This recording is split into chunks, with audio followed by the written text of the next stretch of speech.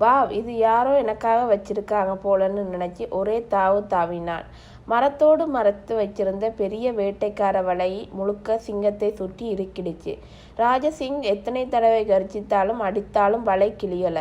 கயிறு இரும்பு கம்பியால் பின்னின மாதிரி வலுவாக இருந்துச்சு. நேரம் ஆனாலும் தப்பிக்க முடியவில்லை. கடைசியில் களைப்புல தரையில படுத்துட்டான்.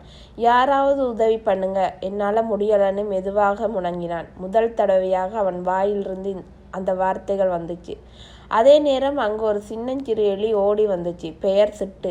இவளுக்கு வெள்ளை ரோமம், பளபளன்னு கண்ணு, ஒரு சின்ன பை போட்ட மாதிரி வாளு. சிட்டு ராஜாவை வலையில் மாட்டிக்கொண்டு தவிப்பதை பார்த்து கொண்டு நின்றுச்சு. அடடா, நம்ம காட்டு ராஜாவா இப்படி மாட்டிக்கிட்டாரே என்று சிரிச்சிட்டு அருகே வந்துச்சு. ராஜா சிங் கண்ணை திறந்து பார்த்தான். ஒரு எலியை பார்த்ததும் கொஞ்சம் கோபம் வந்துச்சு. போ, ரொம்ப நேரம் என்னை பார்த்து சிரிக்கிற, உன்னால என்ன பண்ண முடியும்? நான் தப்பிக்க முடியல. சிட்டு சிரிப்பை நிறுத்தியது. ராஜா, நான் சின்னவள் தான், ஆனால் என் பற்கள் ரொம்ப கூர்மையானவை. கொஞ்ச நேரம் என்னை நம்புங்கள், நான் இந்த வலைகளை கடித்து தின்று விடுவேன். ராஜசிங் முதல்ல நம்பல, ஆனா வேற வழியும் இல்லாதால் தலையை ஆட்டினான். சிட்டு வேலைக்கு இறங்கிடுச்சு. ஒரு கயிற்றை பிடிச்சு கடவென்று கடித்தது.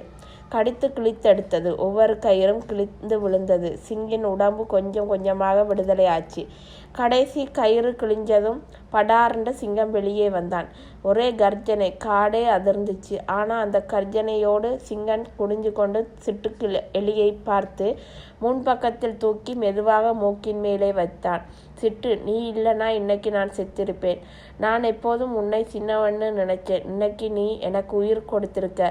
என்ன வேணாலும் கேளு, நான் உனக்கு உதவுவேன்.